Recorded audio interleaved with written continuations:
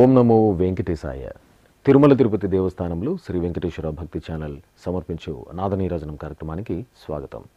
ప్రఖ్యాత విద్వాంసుల ద్వారా గాత్ర, నృత్య, వాద్య, సంగీతాది కార్యక్రమాలతో అలరిస్తున్న నాదనీరాజనం వేదికపై ఈరోజు గుంటూరుకు చెందిన శ్రీ ఎంవి సింహాచలం శాస్త్రి హరికథ విని ఆనందిద్దాం.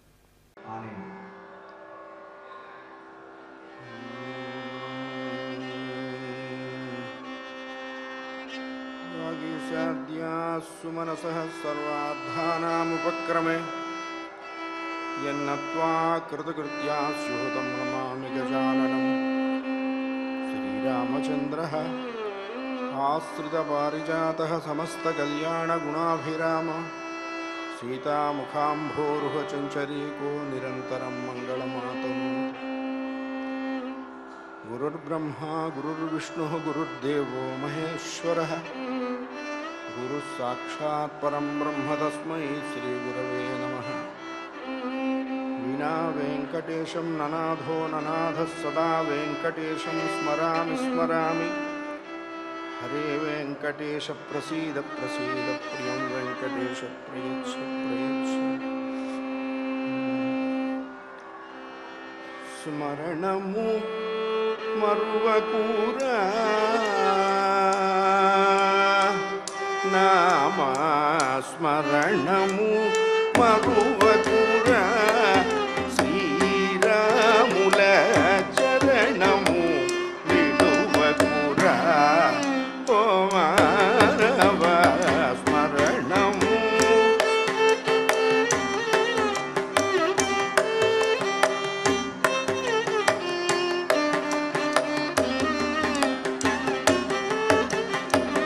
కరుణతోడ వచ్చి కరుణతోడ వచ్చి గజరాదును మును కరుణతోడ వచ్చి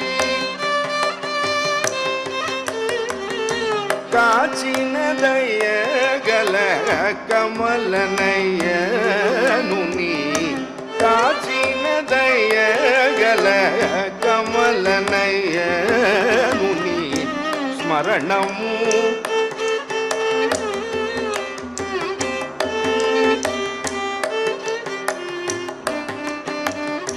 ధరణిలోన రామా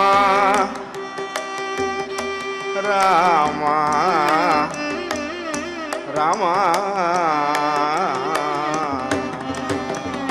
ధరణిలోన ధనదారాసుతాదులు ధరణిలోన ధనదార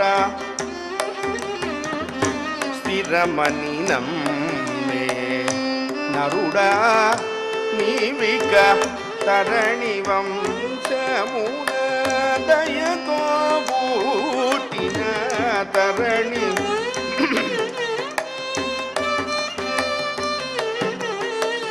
తరణి వంశమున దయతో బూటిన ధర్మమూర్తి అయినా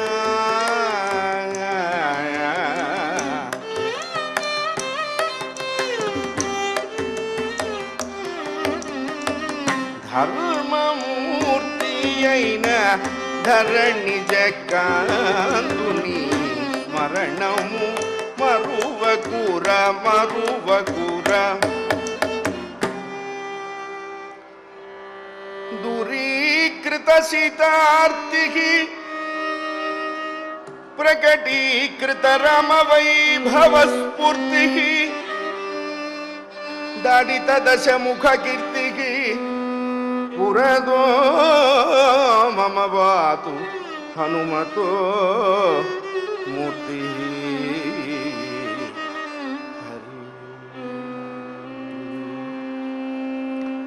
ఇందిరారమణ గోవింద. కాలక్షేపో న కర్తవ్యం క్షీణమాయుర్దినే దినే యమస్య కరుణానాస్తి కర్తవ్యం హరికీర్తనం అని చెప్పింది. మనం వద్దనుకున్నా, మనకి ఇష్టం లేదని ఏడ్చినా, నా వైపు రావద్దు అని మొత్తుకున్నా చచ్చినట్టు కొన్ని మన దగ్గరకు వస్తాయి. ఆ వచ్చే దాంట్లో మొదటిది ఏమిటి అంటే ముసలితనం, వృద్ధాప్యం. అది కూడా సరిగ్గా మొట్టమొదటి చెవుల దగ్గరకు వస్తుంది. అంటే జుట్టు ఎక్కడ తెల్లబడుతుంది అంటే మొదట చెవుల దగ్గరే తెల్లబడుతుంది. అంటే అది వచ్చి చెప్తుంది, ఎవరే నేను వచ్చాను, వెనకాల మా రెండో తమ్ముడు వస్తున్నాడు, వాడి తర్వాత మూడో వాడు వస్తాడు, వాడి తర్వాత నాలుగో వాడు వస్తాడు. మొదటిది వృద్ధాప్యం, రెండవది అనారోగ్యం, మూడవది ప్రాణభయం, నాలుగవది మరణం. ఇవి మనం వద్దనుకున్నా వస్తాయి. ఇప్పుడంతా ఆన్లైన్ ట్రాన్సాక్షన్ కదా, ఇవి కూడా ఆన్లైన్లోనే ఉన్నాయి. మరి వీటి నుంచి మనం ఎలా బయటపడాలి అన్నారు. 24 గంటలు 7 రోజులు 365 రోజులు ఒక్క సెలవు పెట్టకుండా, ఒక్క సిఎల్ వాడకుండా, ఒక్క ఈఎల్ వాడకుండా, ఒక్క మెడికల్ లీవ్ పెట్టకుండా ఉద్యోగం చేసే ఎంప్లాయ్ ఎవడైనా ఉన్నాడా అంటే ఒక్కడే ఉన్నాడు. ఎవరైనా అంటే యమధర్మరాజు. చాలా డెడికేటెడ్గా, డివోటెడ్గా, డిసిప్లిన్డ్గా, డిగ్నిఫైడ్గా ఉద్యోగం చేసే ఉద్యోగి యమధర్మరాజు ఒక్కడే. అటువంటి మృత్యు భీతి నుంచి మనం ఎలా బయటపడతాము? పుట్టినవాడు ఇవాళకి కాకపోతే రేపటికైనా వెళ్ళిపోవాల్సిందే. ఎవరు వెళ్ళిపోయినా శనివారం నుండి ఆదివారం వరకు ఉన్న 7 రోజుల్లోనే వెళ్ళిపోవాలి. విఐపీలకు ఒక రోజు, వివిఐపీలకు ఒక రోజు, కామన్ పీపుల్కి ఒక రోజు లేరు. ఎవరు వెళ్ళినా ఇందులోనే వెళ్ళాలి. అనిత్యాని శరీరాణి విభవో నైవ శాశ్వతః నిత్యం సన్నిహితో మృత్యు కర్తవ్యో ధర్మసంగ్రహ అని చెప్పింది. మాయ అంటే ఏమిటి అని అడిగారట పరీక్షిత్ మహారాజు. ఏది లేదో అది ఉన్నట్టుగా కనపడుతుందయ్యా, అదే మాయ అని చెప్పారు సుఖయోగేంద్రుల వారు. ఈ మాయని ఎలా దాడతామన్నారు. రాజా రామచంద్ర భగవానికి కాస్త గట్టిగా అనండి, జై అనొచ్చు, తప్పు లేదు. భగవన్నామం గట్టిగా చేయకపోతే పాపం వస్తుంది. భగవంతుడు శరీరంలో 32 పళ్ళు 2.5 అంగుళాల నాలుక ఇచ్చింది తినటానికి కాదు, భగవన్నామం చేయటానికే. భగవంతుణ్ణి ఆశ్రయిస్తే, భగవంతుడి పాదాన్ని నిరంతరం మనస్సులో చింతన చేస్తే ఇంకెవ్వరి కాళ్ళు పట్టుకోవాల్సిన అవసరం లేదు. చూడండి, భగవంతుణ్ణి ఆశ్రయించి చెడిపోయిన వాళ్ళు లేరు, మనుషుల్ని ఆశ్రయించి బాగుపడ్డ వాళ్ళు లేరు.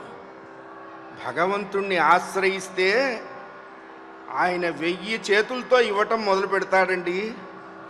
1000 చేతులతో ఆయన ఇవ్వటం మొదలు పెడితే 2 చేతులతో నువ్వు ఎంత పట్టుకుంటావు? అందుకని స్వామి, సర్వకాల సర్వావస్థల యందు నీ పాదముల మీద భక్తి చెడకుండా నన్ను అనుగ్రహించవయ్యా. భగవంతుడిని ఏం కోరుకోవాలి అంటే, నాకు అదివ్వు, నాకు ఇదివ్వు, ఇలాంటి దిక్కుమాలిన వ్యాపార ప్రకటనలు ఆయన దగ్గర పెట్టకూడదు. భగవంతుణ్ణి ఏం అడగాలి అంటే, నాకు ఏది ఇస్తే ఇంకొకటి ఇవ్వాల్సిన అవసరం లేదో అదే ఇవ్వవయ్యా అని అడగాలి. అది ఏమిటి అన్నారు, భక్తి అని చెప్పారు. భక్తి మనం అనుకుంటే పొందేది కాదు, భగవంతుడు ఇవ్వాలి అంటే మనకు వస్తుంది. అటువంటి భక్తిని మనం పరమాత్మని అడుగుదాం. ఇక్కడికి వచ్చిన తర్వాత వెంకటేశ్వర స్వామి వారిని, మా అబ్బాయికి 5 బిట్స్ పిలానీలో సీట్ ఇవ్వు, మంచి కట్నంతో కోడల్నివ్వు, ఈ దిక్కుమాలిన కోరికలు అడగకూడదు. స్వామి, నీ వాకిట్లో నిలబడి నిన్ను చూసినటువంటి ఆనందం నా మనస్సులో ఎల్లవేళలా నిలిచిపోయేట్టుగా నువ్వు అనుగ్రహించవయ్యా అని వేడుకోవాలి. భగవంతుడు అది ఇస్తే ఇంకేం అక్కర్లేదండి అయ్యా. అటువంటి భగవంతుణ్ణి కేవలం భక్తితోనే ఆశ్రయించాలి. ఆ భక్తి అంటే ఏమిటి అన్నారు, ఆయన పాదం విడిచిపెట్టకుండా ఎట్టి పరిస్థితులలో ఉన్నా, ఏ స్థితిలో ఉన్నా మనస్సు ఆయన యందు లగ్నం చేయటమే భక్తి. అటువంటి మహాభక్తిని పరమాత్మకు అనుగ్రహించాడు ఒక మహాత్ముడైనటువంటి ఒక జంతువు. ఆయన గజరాజు అన్నారు. అయితే మనం రాజులం కాదు కానీ గజాలమే. ఎందుకండి అన్నారు. ఆయన పూర్వజన్మలో మంచి తపస్సు చేసి రాజైనాడయ్యా. నోరు లేని ఏనుగు పిలిస్తే భగవంతుడు వచ్చాడు. మరి మన నోరుండి ఈ నోరు ఎలా సార్థకం చేసుకోవాలి? ఏడుకొండలవాడ వెంకట్రమణ గోవింద గట్టిగా అరవాలి. నవనాడులు తెగిపోయేట్టుగా అరవాలి. ఎందుకు అంటే ఈ శరీరము అనేటువంటిది ఒక చెట్టు అని చెప్పారు. శరీరము అనే చెట్టు మీద పాపములు అనే కాకులు వాలి ఉంటాయి. ఆ పాపపు కాకులు అంటేనో చిటికలేస్తేనో చప్పట్లు కొడితేనో పోవు. బోలో భక్తవత్సల భగవానికి అంటే కానీ ఎగిరిపోవు. అందుకనే భగవన్నామం ఎంత గట్టిగా చేస్తామో విషయ వాసనలు మనల్ని అంటుకోవటానికి అంత భయపడతాయి. అటువంటి మహాసన్నిధానం వెంకటాచల వల్లభుడు ఇక్కడ కొలువై ఉన్నాడు. ఆ మహానుభావుడు ఎందుకు ఇక్కడ ఉన్నాడు అంటే మనబోటి వాళ్ళందరినీ గట్టు మీదకి లాగటానికే. ఎందుకంటే మనకు వచ్చినవే 3 మార్కులు, 32 మార్కులు ఎవడిస్తాడు? ఆయన ఇవ్వటానికి సిద్ధపడి ఉన్నాడు. మనం అప్లికేషన్ ఆయన ముందు పెట్టడమే మన కర్తవ్యం. అదే పెడదాం. మహా విశేషమైనటువంటి శ్రీమద్ భాగవతంలో 8వ స్కంధంలో గజేంద్ర మోక్షణం అనేటువంటి ఒక మంచి చరిత్ర ఉన్నది. గజేంద్ర మోక్షమా మోక్షణమా అని అనుమానం. ముందర మోక్షణం, తర్వాత మోక్షం. ఆయన ఒక్కడే కాదు గజరాజు, మనమందరము గజరాజులమే.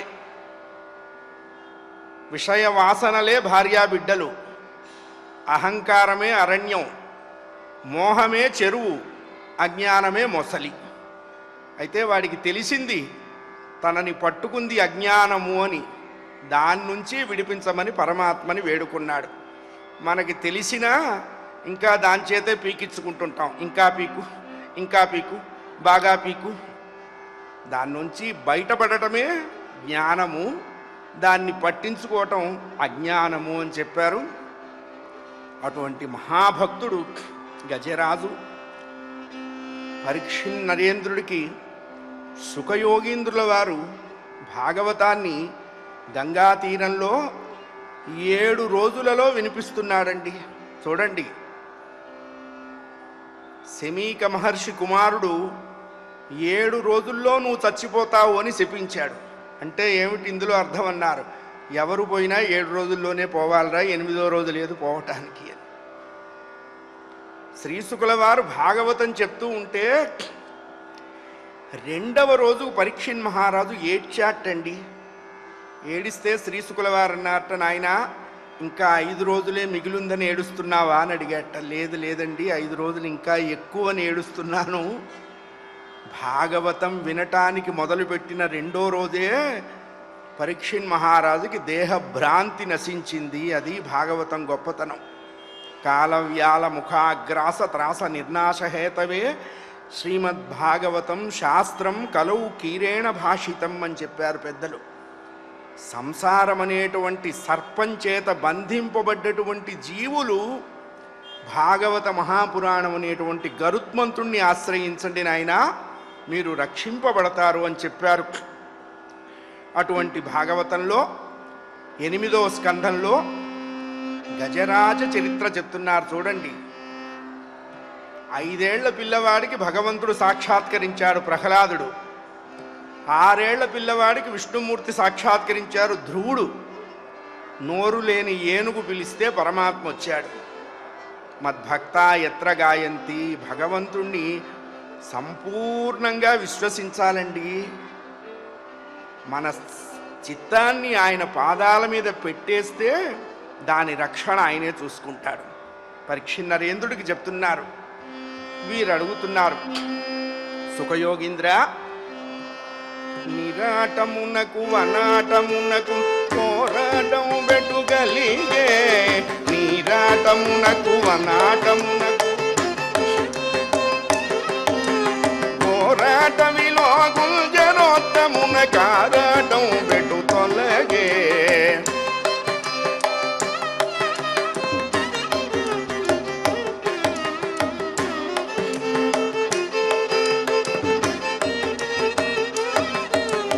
పురుషోత్తము చే భూరి దయాపర్ పుణ్యమైన యగాధ పురహర సన్నిభ పొందుగా చెప్పవే పోద్రోలెద భవబాధ.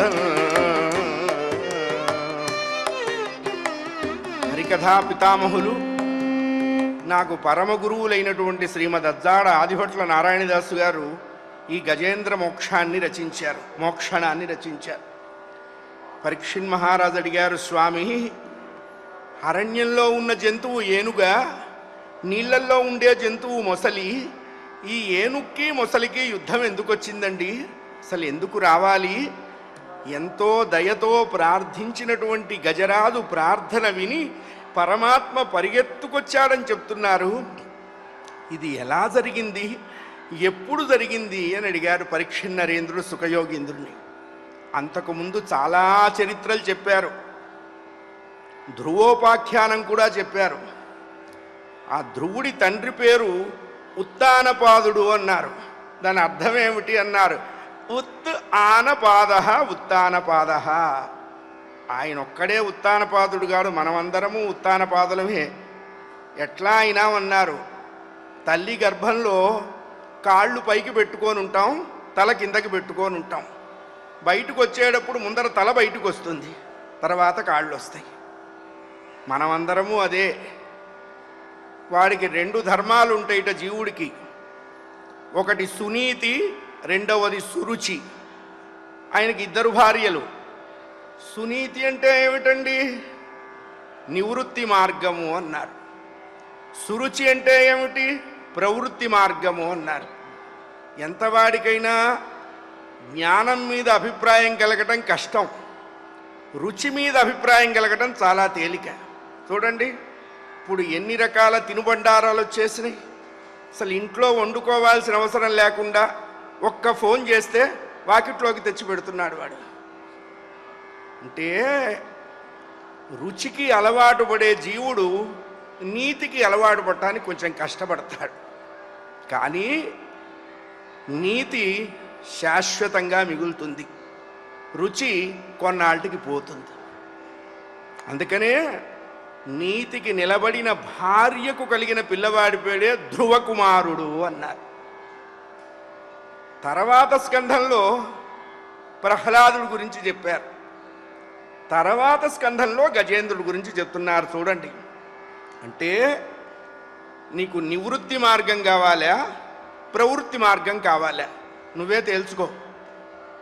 ఏదో ఒక మార్గంలో వెళ్ళటానికి ప్రయత్నం చేయటం మొదలు పెడితే మార్గం తెలుస్తుందిరా, భగవంతుడు అర్థమవుతాడు.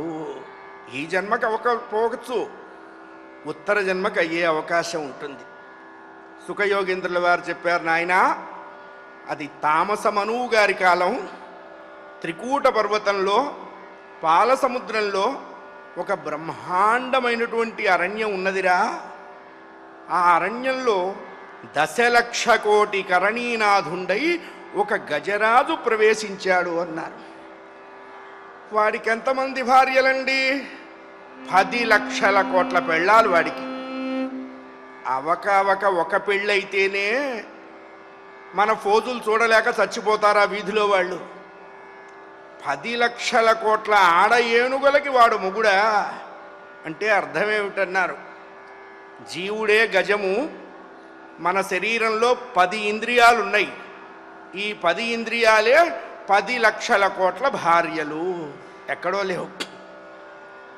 10,00,000 కోట్ల భార్యలతో ఈ గజరాజు అరణ్య ప్రవేశం చేశారు. ఎలా వెళుతున్నారు ఇక్కడ చెప్తారు మా నారాయణదాసు గారు. ఈగిరి గుగలందిరులు వెరపునను డాగి ప్రొత్తు కృంకినను,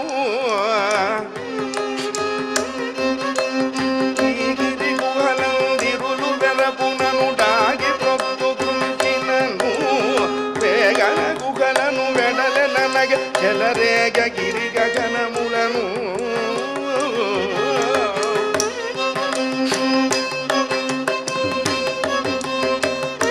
అలాగే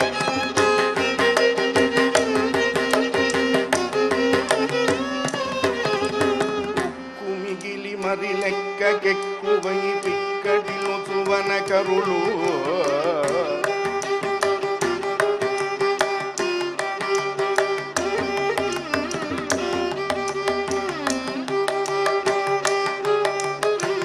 కుమిగిలి మరి లెక్కకెక్కువై పిక్కటిలో సువన కరులు ముగద మగ్గారడవిని గ్రక్కున దళిదము మెరలు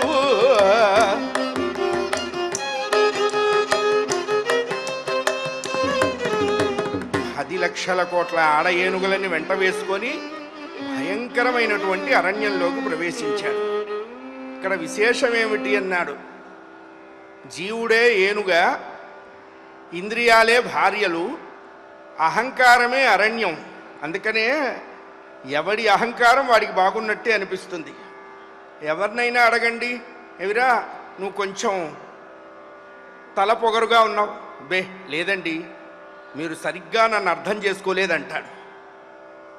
లేదండి నేను ప్రయత్నం చేస్తాను తల పొగరు తగ్గించుకుంటానని అనడు, చెప్పిన వాడి తలపుల్లో తప్పున్నదని చెప్తాడు.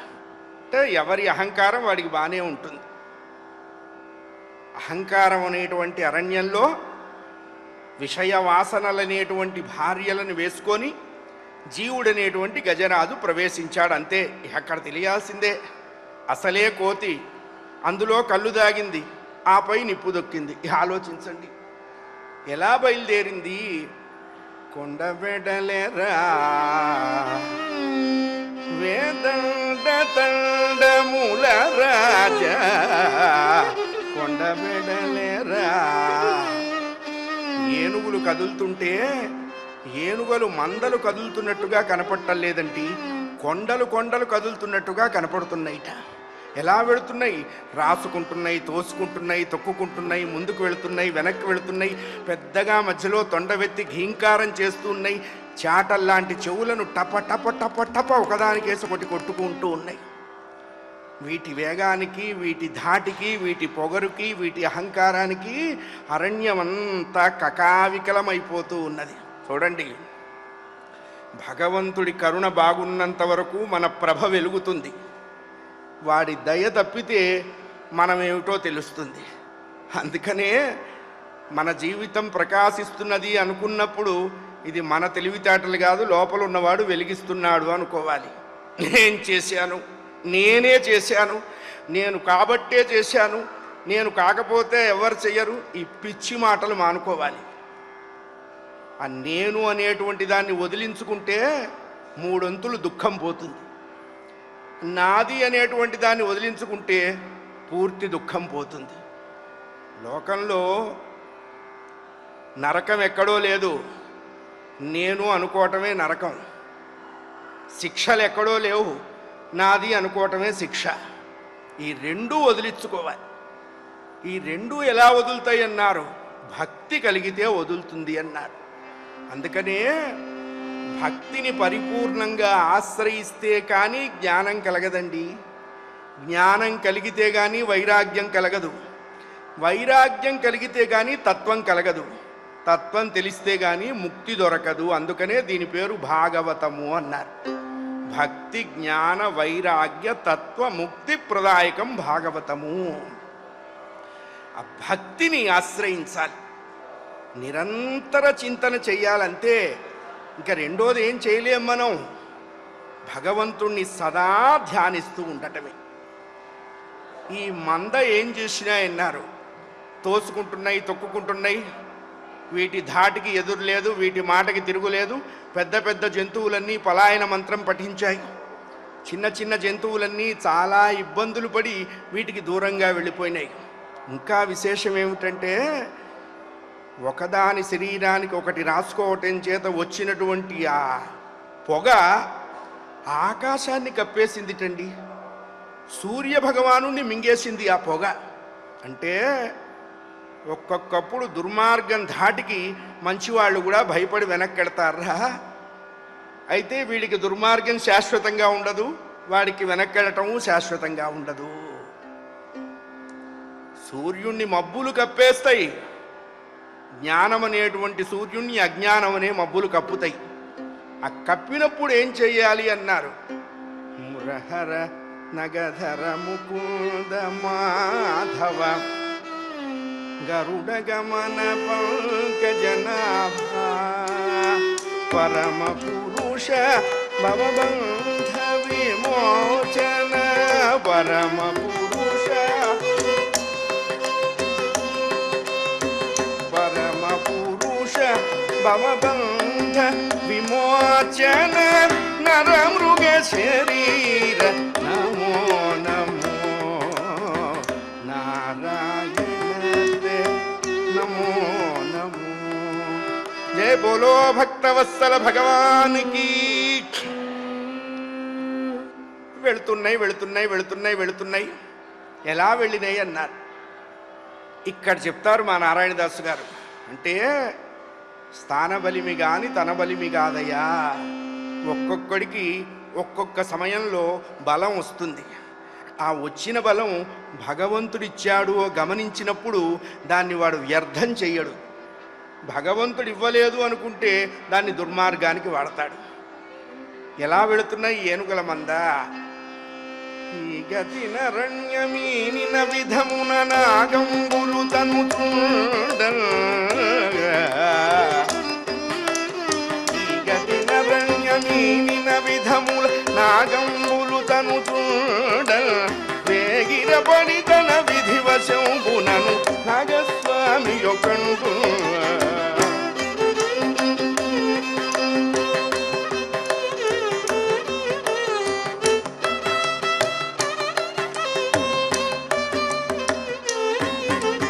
ద్రోవదప్పి నిజ దుర్గతి సూచక మౌవనమునదాగనియ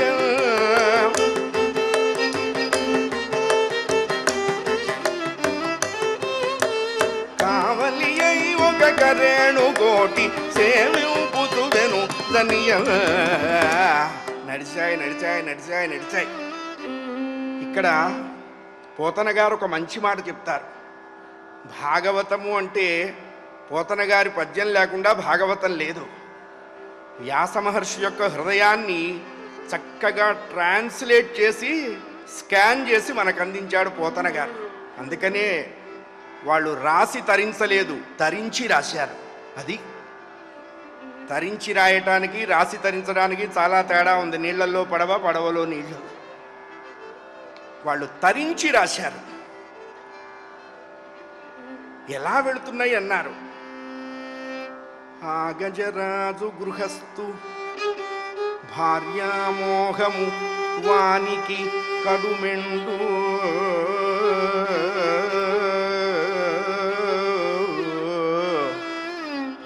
ఇది మనం అండర్లైన్ చేసుకోవాలి. మనకు కూడా అప్లై అవుతుంది. 10 లక్షల కోట్ల ఆడ ఏనుగులకి వాడు ముగుడవటం చేత ఈ 10 లక్షల కోట్ల ఆడ ఏనుగుల మీద ఒకే రకమైన ప్రేమని వర్తింపచేయలేక ఇబ్బంది పడుతున్నట్టు. ఎలా చేస్తున్నాడు. ఒకచో భార్యల లాలించుచు, ఒకచో భార్యల క్రీడించుచు, ఒకచో ఇల్లాళ్ళ నోటికి లేలేత పచ్చి చివుళ్ళందించుచు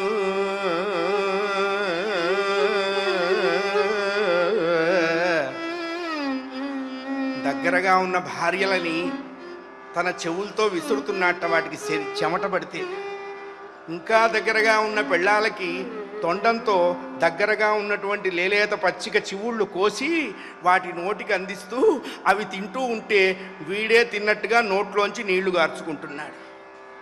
ఇంకా ఏం చేస్తున్నాడు అన్నారు. కొంచెం దూరంగా ఉన్నాయి కావాల్సిన ఇంపార్టెంట్ పెళ్ళాలు. తొండంతో వాటిని కేకేస్తున్నట్ట. తొందరగా రండే, మీరు వెనకబడితే మిమ్మల్ని ఎవరూ కాపాడలేరు, మీ అంతటా మీరే రావాలి. ఇలా విశృంఖల స్వేచ్ఛా వీర విశృంఖల విహారం చేస్తూ అరణ్యంలో ఉన్నటువంటి సమస్త ప్రకృతిని సర్వభ్రష్టం చేస్తూ పరమాత్మ యొక్క దయకు ఎదురు తిరిగినటువంటి అహంకారి ఎలా ప్రవర్తిస్తారో అలా నడుస్తూ ప్రయాణం చేసి ప్రయాణం చేసి ప్రయాణం చేసి ప్రయాణం చేసి దారి తప్పాడండి. ఇది విశేషం. ఇక్కడ 2 మాటలు చెప్పారు. వాడు గృహస్థు, ఇంటి ఇళ్ళాళ్ళ మీద ప్రేమ ఎక్కువ, ఇదొక మాట. ప్రయాణం చేస్తూ దారి తప్పాడు, ఇది 2వ మాట. ఈ రెండిటికి ఒక సంబంధం ఉంది. ఏమిటన్నారు? ప్రయాణం సరిగ్గా ఉంటే దారిలో ఉంటావురా, ప్రయాణం అటు ఇటు అయితే దారి తప్పుతావు, దారి తప్పాము అంటే ప్రమాదంలో పడ్డట్టే లెక్క, అది లెక్క. అందుకనే ఎప్పుడు ఎవడికి వాడు నేను దారిలో ఉన్నానా లేదా అని వాడిని వాడే చూసుకోవాలి. ఎవరు వాడిని అడ్వైస్ చెయ్యరు. రే నువ్వు రాంగ్ డైరెక్షన్లో వెళుతున్నావు, నువ్వు తప్పుడు మార్గంలో వెళుతున్నావు, ఎవ్వరూ చెప్పరు. కుండడన్నం నువ్వే తింటున్నావు, ఎలా ఉండాలో కూడా నీకు నువ్వే ఎస్టిమేట్ చేసుకోవాలి, నీకు నువ్వే ఉద్ధరించుకోవాలి. ఉద్ధరేదాత్మనాత్మానం, ఎవడిని వాడే ఉద్ధరించుకోవాలి, ఎవడిని వాడే చూసుకుంటుండాలి, ఎవడిని వాడే పునఃసమీక్షించుకుంటుండాలి. ప్రయాణం చేసి దోవ తప్పాయి. ఎక్కడికి వెళ్ళాయండి? ఇక్కడ చెప్తారు. ఒక మంచి చెరువు చూసేట ఏనుగల మంద. ఎలా ఉన్నది ఆ చెరువు? అందుకే పద్యము, అవధానము, హరికథ ఈ 3 తెలుగు భాషలోనే ఉన్నాయి, ఇంకే భాషలో లేవు. దేశ భాషలందు తెలుగు లెస్స అని కృష్ణదేవరాయల కంటే ముందు శ్రీనాథ మహాకవి గారు చెప్పారు. కృష్ణదేవరాయల కంటే ముందు చెప్పినవాడు శ్రీనాథుడు, మా గుంటూరు జిల్లా వాడే. అందుకని మాకు కొంచెం అభిమానం ఉండదు. మంచి చెరువు కనపడ్డదిటండి. ఎలా ఉంది ఆ చెరువు? ఇక్కడ చెప్తారు మహానుభావులు. అటగల్చల్ కరిణీ విభూడు నవపుల్లం భోజగల్ఘారము నటదిందిరవారము గమఠమీనగ్రాగ దుర్వారము వటహింతాల రసాల సాల సుమనోవల్లి కుటి తీరము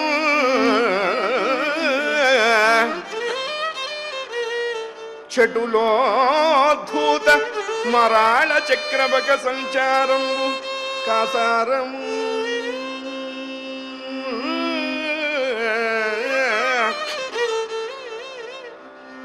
పిల్లలకి మనం అనుకుంటుంటాం హెల్దీ ఎన్విరాన్మెంట్ ఉండాలి, పర్సనాలిటీ డెవలప్మెంట్ ఉండాలి. పర్సనాలిటీ డెవలప్మెంట్ కోర్సులకు పంపిస్తే పర్సు ఖర్చు అయిపోతుంది, పర్సనాలిటీ డెవలప్ అవ్వదు. హెల్దీ ఎన్విరాన్మెంట్ కోర్సులకు వెళ్ళకూడదు, ఇళ్లల్లోనే హెల్దీ ఎన్విరాన్మెంట్ క్రియేట్ చెయ్యాలి. ఎలా చెయ్యాలి అన్నారు? ఏ ఇంట్లో పిల్లలకి నిరంతరము భారత భాగవత రామాయణాలు చెప్పి దాన్ని అనుసరించే ప్రయత్నం ఆ తల్లి చెయ్యాలి. ఓ జిజియాబాయి, ఓ రమణ మహర్షి తల్లి, ఒక రామకృష్ణ పరమహంస తల్లి, ఒక శంకర భగవత్పాదుల వారి తల్లి మన సమాజంలోంచే ఉండాలి, మన సమాజంలోనే తయారవ్వాలి. రూపాయి ఖర్చు లేకుండా భారతీయ సనాతన వైదిక సంస్కృతి మానవుడు మాధవుడిలాగా ఎలా బ్రతకవచ్చో చెప్పింది. తనకి లేని దాన్ని కోరుకుంటే మహాభారతం అవుతుంది, తనకి ఉన్నది ఇస్తే రామాయణం అవుతుంది. అదే త్యాగం. ఇవి మన జీవితంలో మనం అలవాటు చేసుకోవాల్సిన ధర్మాలండి. అందుకనే భారతం, భాగవతం, రామాయణం తల తెల్లబడ తర్వాత చదవాల్సిన గ్రంథాలు కాదు. తలపులు తెల్లబడకుండా ఉన్నప్పుడే చదవాలి. ఎప్పటికొస్తుందో మానసవన చరవర సంచారము నిలిపి మూర్తి బాగుగా పొడగనేవారెందరో. అందులో మనం కూడా ఉండాలి. ఏ లైన్లో ఎక్కడైనా ఉండొచ్చు. అయ్యా, ఉండే ప్రయత్నం చెయ్యాలి. ఒక మంచి చెరువు చూశాయి. ఎలా ఉంది ఆ చెరువు? వటహింతాల సుమ వటహింతాల రసాల సాల సుమనోవల్లి కుటీ తీరము. నిర్మలంగా, నిశ్చలంగా, ప్రకాశంగా, శాంతంగా, ప్రశాంతంగా, కొన్ని వేల పద్మాలతో, కొన్ని లక్షల తామరలతో, కొన్ని వందల తుమ్మెదలతో, కొన్ని కోట్ల సీతాకోక చిలుకలతో, చక్రవాకాది జలజంతువులతో కళకళ కళకళ కళకళ కళకళ శోభిస్తూ ఉన్నది ఆ కాసారం. ఆ చెరువు చుట్టూ పెద్ద పెద్ద చెట్లున్నాయి. చెరువుకి మాంగళ్య తోరణాలు కట్టినట్లుగా ఆ చెట్లకి ఉన్నటువంటి లతలు ప్రకాశిస్తూ ఉన్నాయి. చెరువులో నిర్మలంగా ప్రకాశిస్తున్నది నీరు. ఈ నీరు ఎలా ఉన్నది అన్నారు, భక్తి పండిన మనస్సులాగా ఉన్నదిట. యోగం పండిన యోగి మనస్సు ఎలా ఉంటుందో అలా ఉన్నది. ఆ చెరువులో కొన్ని తామరలు బాగా విచ్చుకున్నాయి. అవెలా ఉన్నాయి అన్నారు, భక్తి పరాకాష్ఠకు చెందిన భక్తుడి మనస్సులాగా అన్నారు. విచ్చుకున్న తామరల మీద అంటూ ఝుంకారాలు చేస్తూ తుమ్మెదలు తిరుగుతూ ఉన్నాయి. ఈ తుమ్మెదలు ఎలా తిరుగుతున్నాయి అన్నారు, మనకు పిల్లలు పరీక్ష రాసేటప్పుడు ఫ్లయింగ్ స్క్వాడ్ అని వస్తుంది. ఏమన్నా స్లిప్పులు పెట్టారా, ఇన్విజిలేటర్ కూడా తెలియదు, సడన్గా వస్తారు, పట్టుకెడతారు. ఈ విచ్చుకున్న తామరల మీద తిరుగుతున్న తుమ్మెదలు ఈ భక్తుడి మనస్సులో ఇంకా ఏదైనా డస్ట్ ఉన్నదా అని చూడటానికి వచ్చిన ఫ్లయింగ్ స్క్వాడ్ ఎగ్జామినర్ లాగా ఉన్నాయిటండి. ఇంకా కొన్ని మొగ్గలుగానే ఉన్నాయి, అంటే విచ్చుకునే దశ రాలా ఇంకా. అంత అందమైన చెరువు. భగవంతుడి సృష్టి ఎంత గొప్పదంటేనండి, ఆ మహానుభావుడు ఎంత గొప్ప డిజైనరో. అన్నీ పనికొచ్చేవే సృష్టించాడు. భగవంతుడి సృష్టిలో పనికిరాంది ఏదీ సృష్టింపబడలేదు. నామాని కృత్వాభివదన్ యథాస్తే. పైగా వస్తువుని సృష్టించి ఆ వస్తువుకి పేరు కూడా ఆయనే పెట్టాడు, సహస్రశీర్ష పురుష. అంత ఆనందమైనటువంటి ఆ ప్రకృతిని చూశాయి ఈ కరణీ సమూహం. ఈ ఆడ ఏనుగులు చూశాయి, ఆ ఊరుకుంటాయా అన్నయ్య ముగుడుతో. ఏమిటే అన్నాడు వాడు వాడి లాంగ్వేజ్లో. నీళ్లు బాగున్నాయి, మేము స్నానం చేస్తాం, కొంచెం మాకు సేఫ్ అండ్ సెక్యూరిటీ జోన్ నువ్వు క్రియేట్ చేయి, గట్టు మీద నిలబడు, వీఆర్ గోయింగ్ టు బాత్ అన్నయ్య. వేదాంతంలో గజస్నానము అని చెప్పారు. ఏనుగలు నీళ్లల్లో గంటలు గంటలు గంటలు గంటలు స్నానం చేస్తాయి. నీళ్ళని చూస్తే వాటికి మహాపిచ్చి. ఎట్లా పిచ్చి అన్నారు, పీనాసి వాడికి డబ్బును చూస్తే ఎంత పిచ్చో నీళ్ళని చూస్తే ఏనుగు అంత పిచ్చి. పైకొస్తూ చేసే ఫస్ట్ ప్రాజెక్ట్ వర్క్ ఏమిటండి, ఆ తొండంతో అంత దుమ్ము తీసి నెత్తిన పోసుకుంటాయి, అంతే. ఖేల్ కథం, దుకాన్ బంద్, షట్టర్ క్లోజ్, అయిపోయా. మన వేదాంతం కూడా అటువంటిది అని చెప్పారు. పురాణం విన్నప్పుడు, మంచి మాట విన్నప్పుడు, చిచి ఏమిటి జన్మ, ఏం సంపాదించాం, ఇన్ని నీతి వాక్యాలు మొదలు పెడతాం. ఆ ప్లేస్లోంచి లేవగానే ఇట్లా దులుపుతాం, అంతే. విన్నదంతా ఇక్కడే, మళ్ళా డస్ట్ అంతా అక్కడే. వేదాంతం అనుసరించాలి అని చెప్పింది ధర్మశాస్త్రం. 10 మాటలు వింటాం, 9 మననం చెయ్యాలి, ఒక్కదాన్ని ఆచరణలో పెట్టాలి. ఒక్కదాన్ని ఆచరిస్తే ఈ 9కి సక్సెస్ రేటు బాగా వస్తుంది. అన్నీ చెయ్యలేం, అన్నీ చేసేంత లెంతీ లైఫ్ లేదు మనకి. ఉన్న లైఫ్ కొద్దిగా, ఆశలు ఎక్కువ. మరి ఎట్లా?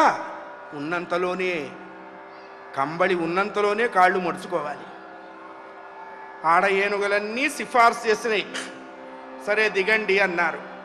పోలోమంటూ ఒకదాన్నొకడు తోసుకుంటూ బిలబిల బిలబిల బిలబిల బిలబిల బిలబిల బిలబిల బిలబిల బిలబిల బిలమంటూ చెరువులో ఉన్న నీరు కనపడకుండా దిగాయండి. చుక్క నీరు కనపట్టల్లా. ఇలా మొదలుపెట్టినాయి. ఏం చేస్తున్నాయి? తొండంబుల పూరింపుచు గండంబుల దల్లు కొనుచు గళగళ రవములు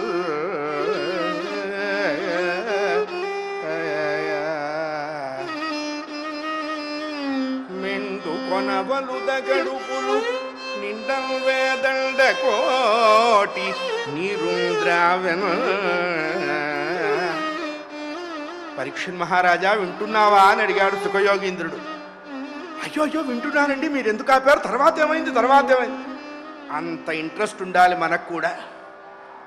అంత శ్రద్ధ ఉంటే వాడు వెడుతూ వెడుతూ అరే ఇక్కడ ఎవడో మా వాడు ఉన్నాడు నువ్వు చూపిటేస్తాడు. ఆ లుక్కు పడేంత వరకు మనం హుక్కును పట్టుకోవాల్సిందే, కిక్కును మనకుండా పట్టుకోవాలి. అప్పుడు ఆ పక్కకి వెళతాం. తర్వాత ఏం జరిగింది అన్నారు. నీళ్లల్లోకి దిగాయి, నీళ్లు తాగాయి, కడుపు నింపుకున్నాయి, ఇక మొదలుపెట్టినాయి. ఇదే తప్పు. ఎంతవరకు వాటి అవసరం మనకుంటుందో అంతవరకే వాటిని ఉపయోగించుకోవాలి. ఆ తర్వాత ఒక అడుగు ముందుకేస్తే అది చివరికి ఏ గుంటలోనో పడాల్సి వస్తుంది. అవే చేశాయి. దీనివల్ల మనకి చెప్పే నీతి ఏమిటి అన్నారు, వాటికి జ్ఞానం లేదురా, మీకు జ్ఞానం ఇచ్చాను, జాగ్రత్తగా ప్రవర్తించండి అంతే. మనిషికి పశువుకి తేడా ఏమిటండి? ఇంగితము అన్నారు. మనకు ఆకలేస్తే అన్నమే తింటాం, వాటికి ఆకలేస్తే ఏం తింటున్నాయో తెలియకుండా తిని కడుపు నింపుకుంటాయి. ఆ ఇంగితమే మనకి వాటికి తేడా పెట్టాడు స్వామి. ఒకదాని మీద ఒకటి నీళ్లు చల్లుకుంటున్నాయి, వాటి మీద పోసుకుంటున్నాయి. ఆ గట్టు మీద ఉన్నాడు ఇంటివాడు, మళ్ళీ వాడికి చల్లకపోతే వాడు ఫీల్ అవుతాడు అని తొండంతో నీళ్లు తీసి వాడి మొహాన్ని సిమ్మినాయి. అంటే ఈ ఆనందం మేమేనా, నువ్వు కూడా అనుభవించాలి అని. చాలాసేపు ఆ నీళ్లల్లో ఆడి ఆడి ఆడి ఆడి ఎంతవరకు వెళ్ళింది వీటి ఆట అంటే, ఆ నీళ్లల్లో ఉన్న తాబేళ్లు నలిగిపోయినాయి, ఆ నీళ్లల్లో ఉన్న చేపలు నశించిపోయినాయి, ఆ నీళ్లల్లో ఉన్న ఎండ్రకాయలు నశించిపోయినాయి, ఆ తుమ్మెదలు, కలువలు, పద్మములు, వాటి మీద ఉన్నటువంటి తుమ్మెదలు అన్నీ నశించిపోగా వీటి భయంకరమైనటువంటి క్రీడకి ఆ అరణ్యంలో ఆ చెట్ల మీద ఉన్నటువంటి సుఖపిక శారికాదులన్నీ ఎగిరిపోయినాయండి. ఇవన్నీ అనుకున్నాయి, ఇది మన ప్రభ అనుకున్నది. అంతేగా, గాలిపటం ఎందుకు ఎగురుతుంది అని అడిగారు. గాలి వ్యతిరేకంగా కొట్టడం వల్ల ఎగురుతుంటుందిరా, గాలి అనుకూలంగా కొట్టిందనుకోండి ఠక్కని దగ్గర కింద పడుతుంది. అది తెలుసుకోవాలి. నానా బీభత్సం చేసి ఇవి పైకెక్కాయి. ఇన్ని పైకెక్కిన తర్వాత మొగ ఏనుగు నీళ్ళల్లోకి దిగాడు. అక్కడ మొదలైంది కథ. ఇక్కడ ఏమైంది అన్నారు, నాలుక ఇష్టం వచ్చినట్లుగా వాగి లోపల కూర్చుంటుంది, ప్రజలు మాడుని చెప్పు దెబ్బలతో సత్కరిస్తారు అన్నారు. మాడునెందుకు కొట్టారండి? నాలిక ఉన్నది మాడుకు కాబట్టి మాడుకి తప్పదు జూతా సత్కారం. ఆడ ఏనుగులు దిగినాయి, మొగ ఏనుగు లోపలికి వెళ్ళింది, చాలాసేపు వీర విజృంభణ విశృంఖల స్వేచ్ఛా విహారం చేసింది. ఇళ్ళకి ఆనందం కలిగిస్తూ ఉండగా భుగ భుగ భుగ అని శబ్దమైంది. ఇదనుకున్నది, నేను తొండంతో నీళ్ల మీద కొడుతుంటే ఆ రియాక్షన్ వస్తున్నది అనుకున్నది. మనకి ఇంగ్లీష్లో RRR సిస్టమ్ ఉంది, రిఫ్లెక్షన్, రియాక్షన్, రీసౌండ్. ఇది ప్రతివాడి జీవితంలో ఎప్పుడో ఒకప్పుడు ఎంట్రీ ఇస్తుంది. కర్మ ఎవరిని వదిలిపెట్టదు. 1000 ఆవులు 1000 దూడలు ఉంటాయి. దూడల పలుపుతాడు విప్పితే ప్రతి దూడ వెళ్ళి దాని తల్లి దగ్గరే ఆగుతుంది, ఇంకో తల్లి దగ్గర ఆగదు. చేసి మనం మర్చిపోతాం. సమయం వచ్చినప్పుడు కొరియర్ వచ్చి చేతిలో పెడతాడు పరమాత్మ. నువ్వు ఇష్టం ఉన్నా లేకపోయినా చచ్చినట్టు తీసుకోవాల్సిందే. అందుకనే చేసే పనే మంచి పని చెయ్యండి అని చెప్తుంది ధర్మశాస్త్రం. మంచి చెయ్యటం మొదలు పెడితే పొరపాటుగా కూడా అధర్మం వైపు జీవితం మళ్ళదు. అందుకనే ఈ మంచి ఎలా చెయ్యాలి మనకు అనుమానం. ససంగత్వే నిస్సంగత్వం, నిస్సంగత్వే నిర్మోహత్వం, నిర్మోహత్వే నిశ్చలతత్వం, నిశ్చలతత్వే జీవన్ముక్తి. భజ గోవిందం భజ గోవిందం, గోవిందం భజ మూఢమతే. ఏడు కొండలవాడ వెంకటరమణ గోవింద. కాస్త గట్టిగా అనాలి. గోవింద అనే శబ్దం, గోవింద అనే శబ్దంలోనే చాలా మంచి అర్థం ఉంది. గో విన్ ద, వెళ్ళు, జయం పొందు, మళ్ళా తిరిగిరా. అది Govinda is equal to Govinda అంతే. అయ్యా ఎంత తెలివితేటలండి సనాతన ధర్మానికి. ఈ మొగ ఏనుగు దిగింది, శబ్దం వచ్చింది, నా శక్తి అనుకున్నది. ఇవి చేసిన ఆడ ఏనుగులు చేసిన భీభత్సానికి, ఆ నీళ్లల్లో పడి ఉన్న అజ్ఞానానికి మెళుకు వచ్చింది అన్నారు. మొసలంటే ఏమిటన్నారు? అజ్ఞానము అన్నారు. అది పడితే ఎట్లా ఉంటుంది అన్నారు. ఏనుగుకి తెలిసింది, మనకి తెలియలేదని చెప్పారు. అది మెల్లగా బయలుదేరింది. నేనున్నటువంటి నా స్థలంలో నాకు భంగం కలిగించినటువంటి దుర్మార్గుడు ఎవడు అని ఆలోచించి ఆ కళ్ళు రెండూ తెరిచి ఆ నీళ్లలోంచి మొహం పైకి పెడుతున్నది. ఆ మొసలి వస్తున్నది టండి. ఎలా వస్తున్నది?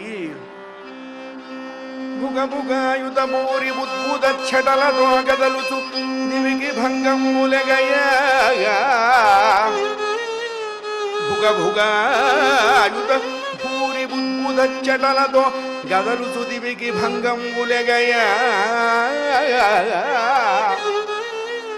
భువన భయంకర ఉద్గారరవమున ఘోర నగ్రగ్రాహ కోటి బెగడ వాల విక్షేప దుర్వార జంఝానిలవశమున ఘమఘమావర్తమడరా. సరసిలో నుండి పొడగని సంభ్రమించి దుదరి కుప్పించి లంఘించి హుంకరించి. ఎంత మంచి తెలుగో చూడండి. అందుకే భాష గొప్పతనం తెలియాలి అంటే తెలుగు భాషను అధ్యయనం చెయ్యాలి. తెలుగు భాషలో ఉన్న ఆనందం రామచంద్రమూర్తికి తెలిసింది. పోతనా, నువ్వు తెలుగులో భాగవతాన్ని ఆంధ్రీకరించి నాకు ఇవ్వరా అని చెప్పాడు రాములు వారు. ఆయనకు కూడా తెలుసు మన భాషా సౌందర్యం. మనమేమన్నా Jack and Jill, went off the hill, Johnny Johnny, what papa, గోవే గోవే రైన్. ఇంకా వానలు ఎక్కడొస్తాయి? మా చిన్నప్పుడు వానా వానా వల్లప్ప అంటే వాన వచ్చేది. గోయవే రైన్ గోయవే రైన్ రాకుండానే పోతున్నాయి. మన బుద్ధులు మన కర్మబద్ధముల్ మామా.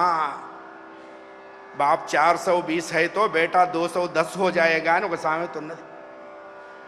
మర్రి విత్తనం పెట్టి మామిడి మొక్క కోసం చూడకూడదు. మన ప్రయత్నం బాగుండాలి. క్రియాసిద్ధి సత్వే భవతి మహతాన్నోపకరణే. సంకల్ప శుద్ధి ఉంటే సంకల్ప సిద్ధి కలుగుతుంది అని చెప్పింది వేదం. అయ్యా, సరసిలో నుండి పొడగని సంభ్రమించి యుదరి కుప్పించి లంఘించి హుంకరించి భాను కబళించి పట్టు స్వర్భాను పగిది ఒక్క మకరేంద్రుడి భరాజు నొడిసి పట్టే.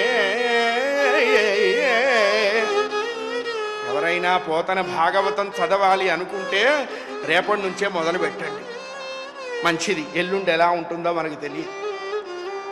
ఆ మొసలి భుగ భుగ భుగ భుగ అంటూ ఆ నీళ్లని లోపలికి బయటికి తీస్తున్నదిట. అది లోపలికి పీలుస్తున్నప్పుడు ఒక మోస్తరు చేపలు, ఒక మోస్తరు ఎండ్రకాయలు అన్నీ లోపలికి వెళ్ళిపోతున్నాయిట. అది నీళ్లు బయటకు వదిలితే వాటి అస్థి పంజరాలు బయటకు వస్తున్నాయి. ఇంకోటి ఏం చేస్తున్నది? ఛట ఛట ఛట ఛటమంటూ ఈ తోకని నీళ్ల మీద బాదుతూ పైకి వస్తున్నది అండి. ఎలా వస్తున్నది అన్నారు? వెనక 2 కాళ్ళు నీళ్లల్లోకి తొక్కి పెట్టింది, ముందర 2 కాళ్ళు నీళ్ల మీదకి ఎత్తి పెట్టింది. ఒక విమానం ఎలా అయితే వెళుతుందో అలా వెళుతున్నది అండి. బాణం గనక వేసేటువంటి వాడు కూర్చొని అమ్ముల పొది పైకి పెట్టి బాణాన్ని వదిలేటప్పుడు బాణం ములికి పైకి ఉంటుంది, ఆ బాణంది కిందకు ఉంటుంది. అలా బయలుదేరిందిట. ఇంకా ఏమేంటుంది? అది కదులుతున్నటువంటి ఆ వేగానికి ఆ చెరువు చుట్టూ ఉన్నటువంటి పెద్ద చెట్ల యొక్క మొదళ్ళు గడగడ గడగడ గడగడ గడ కదిలి అటు ఇటు పడిపోతున్నాయి. భాను కబళించి పట్టు స్వర్భాను పగిది. ఆకాశంలో ఉన్నటువంటి సూర్య భగవాను పట్టడానికి సిద్ధమైనటువంటి రాహువులాగా అని చెప్పారు. ఎంత మంచి సమన్వయమో చూడండి. సూర్యుడు ఎంత గొప్పవాడైనా అప్పుడప్పుడు రాహువు చేత పట్టబడాలి. కాలం కర్మం కలిసి రాకపోతే వాళ్ళే అనుభవిస్తున్నారు విధి ఇచ్చిన ప్రధానాన్ని. మనం అనుకుంటుంటాం ఏదో రాత్రి అనుకున్నది జరగకపోతే చీచీ బతకలేను, చచ్చిపోదాం అనుకుంటున్నాను. నువ్వు అనుకున్నప్పుడల్లా చావాలనుకుంటే చేసిందంతా ఎవడు అనుభవించాలి? చచ్చినట్టు నువ్వే అనుభవించాలి. మన తెలివితేటలతో బ్రతుకు లేదు, మన కోపంతో చావు లేదు. బ్యాంకులో నిల్వ ఉన్నంత వరకు చెక్కు మీద చెక్కుతూనే ఉంటాం. అట్లాగే ఉంటుంది జీవితం. అది అయిపోతే ఇక ఉండం, అది అవ్వకపోతే పోదామన్నా పోలేం. అంతే. ప్రారబ్ధం బతికిస్తుంది. నీ తెలివితేటలతో నువ్వు బ్రతకవు. నువ్వు చేసిన కర్మ నిన్ను బ్రతికిస్తుంది. అయ్యా, సూర్య భగవాను పట్టేటువంటి రాహువులాగా ఒక్క మకరేంద్రుడి భరాజు నొడిసి పట్టే రాజా రామచంద్ర భగవానికి, సీతామహాదేవికి, లక్ష్మణస్వామికి, పవనసుత హనుమానుకి, శంకర భగవత్ పూజ్యపాదులకు, ఏడుకొండలవాడ వెంకట్రమణ అట్లా అనాలి. అంటేనే మీరు తిరుపతి వచ్చిన పుణ్యం. లేకపోతే మీ పుణ్యం అంతా మాకే ఇస్తాడు స్వామివారు. మీరు ఇంటికి వెళ్ళిన తర్వాత 10,000 ఖర్చు అయినాయి అమ్మా, ఏమొచ్చిందో తెలియలేదు, ఏమీ తెలియదు అంతే. ఆ లోపల ఉన్న ఆయన టెక్నికల్లీ వెల్ డిజైన్డ్ పర్సనాలిటీ. ఆయన మన ఊహలకి మన ఆశలకి అందేవాడు కాదు. ఒడిసి పట్టిందండి. ఇక్కడ మా నారాయణదాస్ గారు చెప్తారు, బలయుతుని శూల జాడ్యంబు పట్టినట్లు. బాగా వెయిట్ లిఫ్ట్ చేసే వెయిట్ లిఫ్టర్కి ఎక్కడికక్కడ ఎముకలు కండరాలు పట్టుకుపోయినాయి. ఇక వాడేం వెయిట్ లిఫ్ట్ చేస్తాడు, వాడినే ఎవడైనా లిఫ్ట్ చేయాలి. బలయుతుని శూల జాడ్యంబు పట్టినట్లు, ఉత్తముని దుష్ట కామిని ముట్టినట్లు, ధ్యానవంతుని నిదురబూనినట్లు, సమద గజమును మొసలి వాజూచి పట్టే. ఇది సమన్వయం అంటే. బండలెత్తేవాడికి ఎముకలు పట్టి అయితే, ధ్యానం చేద్దామనుకున్నవాడికి నిద్ర పట్టడం, మంచివాడిని దుష్టకాంత పట్టడం ఎలాంటిదో ఈ మొసలి గజాన్ని దాని వీక్నెస్ చూసి పట్టింది అన్నారు. మనకు కూడా వాడి వీక్నెస్ మీద దెబ్బ కొట్టాను చూసావా అంటుంటాడు మన వాళ్ళు. అంటే ఒక్కొక్కడికి ఒక్కొక్క ఏరియాలో బలం ఉంటుంది. స్థాన బలిమి కాని తన బలిమి కాదయా విశ్వదాభిరామ వినురవేమ అంతే. అందుకే వాళ్ళ సర్కిల్ దాటి రారు. సర్కిల్ దాటి బయటకు వస్తే కుక్క తోక పెట్టి కొడితే చచ్చి ఊరుకుంటారు. గట్టిగా 2 ఆ మొసలి రంపపు కూరల లాంటి తన నోటితో ఏనుగు యొక్క పాదాన్ని కదలకుండా పట్టిందండి. ఎట్లా పట్టింది అన్నారు, 10 లక్షల కోట్ల ఆడ ఏనుగులకి భర్త అయినటువంటి గజరాజుకి ప్రాణభయం కలిగేంతగా పట్టిందిట. అది భగవద్విశేషం. అన్ని రోజులు మనవి కాదు, అన్ని ప్రాంతాలు మనవి కాదు. వీటన్నిటికంటే పరమాత్మ నిర్ణయం ఒకటి ఉంటుంది. Man proposes, God disposes. తన్మే మన శివ సంకల్పమస్తు. శివ సంకల్పం ఉంటుంది, దానివల్లే నడుస్తుంది లోకం. భయపడ్డది. ఆడవాళ్ళ ముందు ఏడిస్తే బాగుండదని ఆ తొండంలోకి బలాన్ని తెచ్చుకొని ఠప్ అంటూ కొట్టింది మొసలి మాడు మీద. దానికి చుక్కలు కనపడ్డాయి. వెంటనే వదిలేసింది. ఇది పైకి రావచ్చు కదా. ఇళ్ళాళ్ళ వైపు చూశారా అన్నట్టుగా వెన్ను విరుచుకుంటున్నది. ఇది వెన్ను విరుచుకునేలోపు మళ్ళా వచ్చి పట్టింది. మళ్ళా కొట్టింది. పట్టడం కొట్టడం పట్టడం కొట్టడం ఎన్ని రోజులు అన్నారు. పరీక్ష నరేంద్ర కరియుమ కరియును గరకరి బెరయుచు తరిపిరముడు ఘోర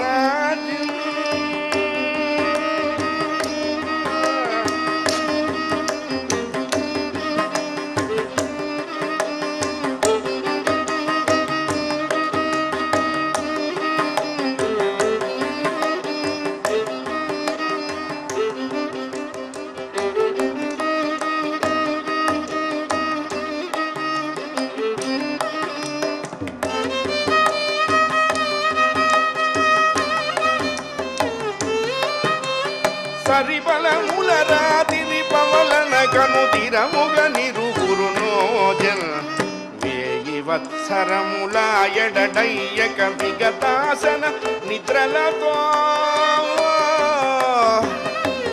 కొట్టడం లాగటం కొట్టడం లాగటం. మొసలి నీళ్ళల్లోకి లాగుతున్నది, ఏనుగు ఒడ్డు మీదకి లాగుతున్నది.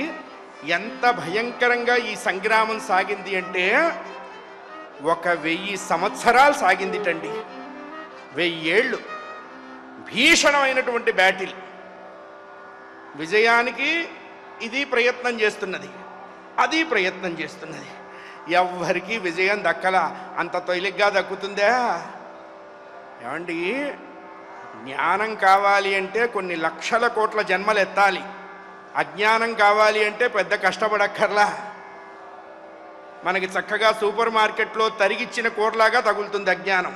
ఇంటికెళ్ళి వండుకోవటమే. తరిగిన కూర కూడా వండుకోవండి అంటే టుగో తీసుకొని వెళ్ళటమే. అజ్ఞానం అంత తేలిక, జ్ఞానం కష్టం. అది అంత తొందరగా కలగదు, ఇంత తొందరగా పూర్తి కూడా కాదు. అయ్యా,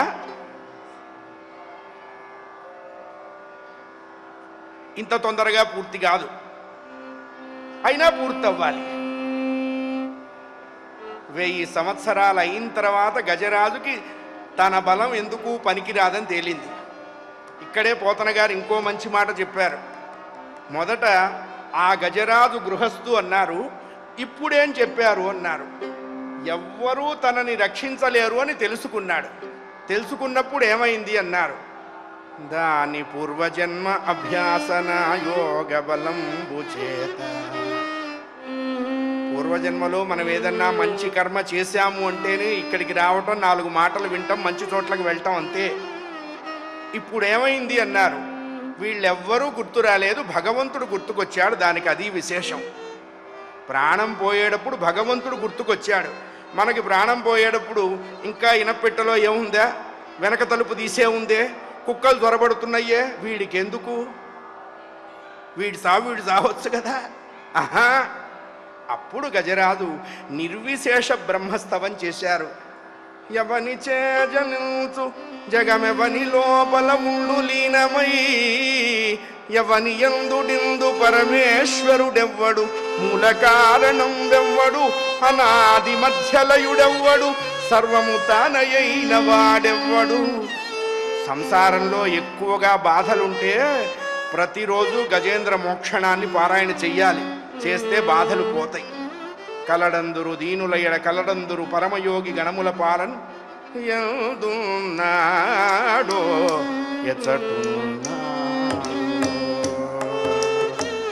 ఎందున్నాడో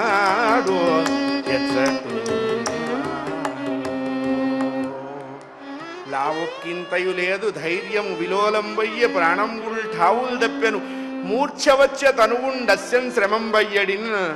ఇదంతా కూడా మన జీవితంలో కూడా అప్లై అవుతుంది. ఎప్పుడు అప్లై అవుతుంది? శరీరంలోంచి జీవుడు వెళ్ళేటప్పుడు ఈ ప్రమోషన్లు, ఈ గ్రాట్యుటీ, ఈ ఎరియర్సు, ఈ పిఎఫ్, ఈ డిఏ అన్నీ పొందాల్సిందే. అయితే ఆ సమయంలో ఆ గజరాజుకి పరమాత్మ గుర్తొచ్చాడు. మనకి వాడికి అదే తేడా. అందుకనే శరీరంలో అవయవాలన్నీ బాగున్నప్పుడే దేవుణ్ణి గుర్తుపెట్టుకోండిరా, ఇవి ఎప్పుడు స్ట్రైక్ చేస్తాయో తెలియదు. ఇప్పుడు పెట్టుకున్న ఫండు అప్పుడు ఉపయోగపడుతుంది, మెచ్యూర్ అవుతుంది. అలా పరమాత్మని పిలిచాడు. ఈయన పిలిచేటప్పటికల్లా అంత తొందరగా పిలుస్తాడని ఆయన ఊహించలా. 1000 ఏళ్ళు అయింది కదా, ఇంకో 1000 ఏళ్ళు సాగుతుంది అనుకున్నారు. సాగనివ్వల. అల వైకుంఠపురంబులో నగరిలో ఆమూల సౌధంబుద బలమందార వనాంతరామృత సర ప్రాంతేందుకాంతోపలోత్పల పర్యంకరమా వినోదియగు అపన్న ప్రసన్నుడు విక్వల నాగేంద్రము పాహి.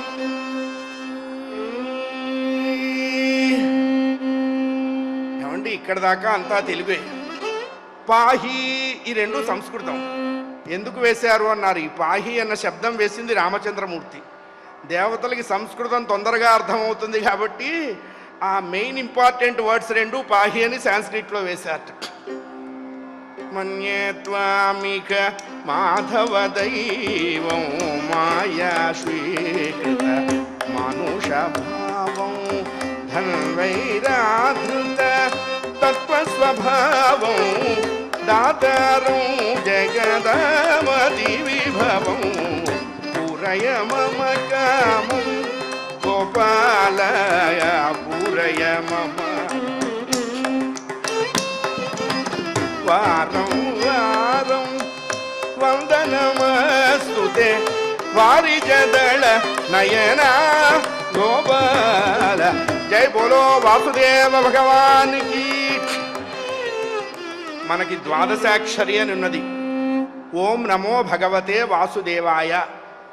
ఈ 12 అక్షరాల మీదే 12 స్కందముల భాగవతం నిర్మింపబడ్డది. భాగవతం మొత్తం చదవలేకపోయినా చదివే ప్రయత్నం చేద్దాం. చదవలేము అనుకున్న వాళ్ళు ఓం నమో భగవతే వాసుదేవాయ అని రోజు అనుకుంటే భాగవతం చదివిన ఫలితం భగవంతుడు ప్రదానం చేస్తాడు. ఆయన రావటం అయింది, పట్టిన అజ్ఞానాన్ని తొలగించమని వేడుకున్నాడు గజరాజు. ప్రాణాల్ని రక్షించమల్లా, ఈ అజ్ఞానం నుంచి నన్ను బయటికి లాగు అన్నారు. ఆయన అదే చేశాడు. అజ్ఞానం పోతే ఏమిటన్నారు? జ్ఞానం కలిగినట్టేగా. ఆయనకి జ్ఞానం కలిగింది గజరాజుకి. పరమాత్మని స్తోత్రం చేశాడు. స్వామి, ఖగరాజు నియానతి వినివేగ సనలేదో. చాగయ్య గారు కూడా ఏడ్చారు. గగనానికి ఇలకు బహుదూరం బనినాడో జగమేల పరమాత్మ ఎవరితో మొరలిడుదు జగమేల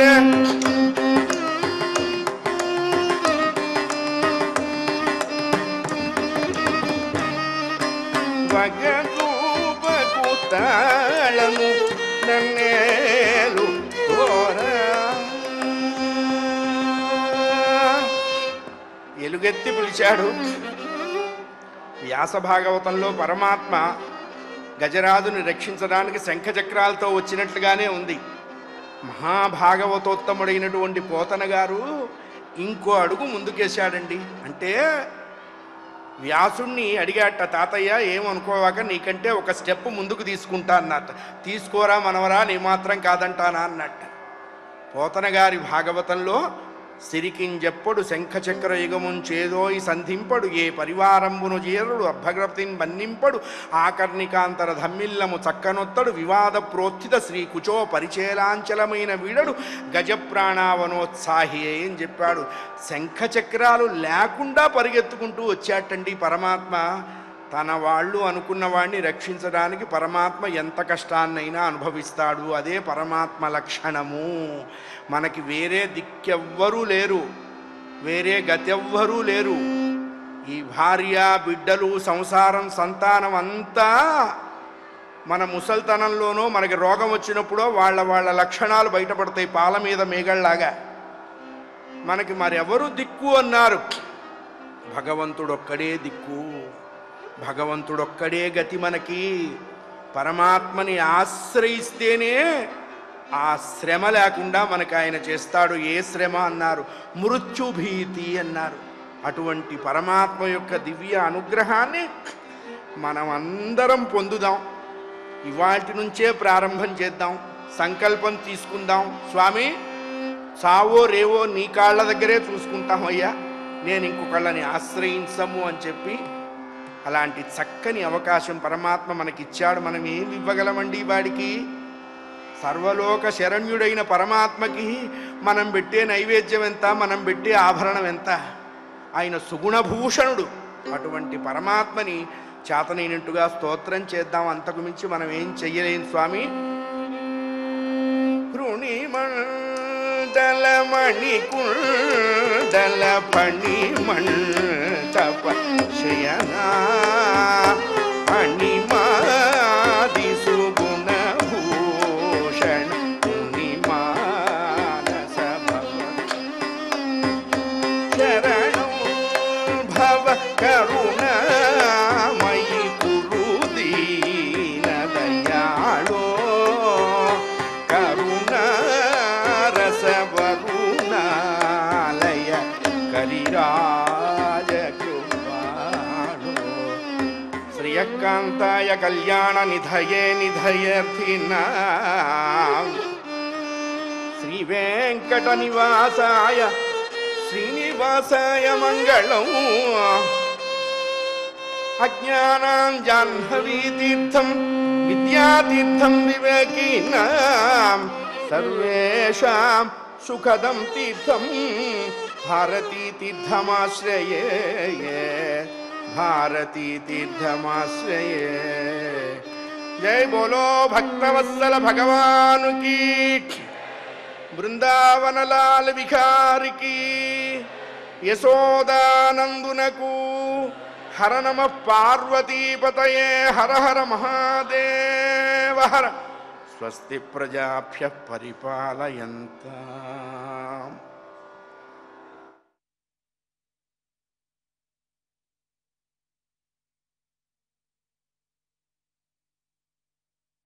వీక్షించారు కదా, గుంటూరుకు చెందిన శ్రీ ఎంవి సింహాచల శాస్త్రి హరికథ విని ఆనందించాం కదా. రేపటి నాద నీరాజనం కార్యక్రమంలో మళ్ళీ కలుద్దాం. ఓం నమో వెంకటేశాయ.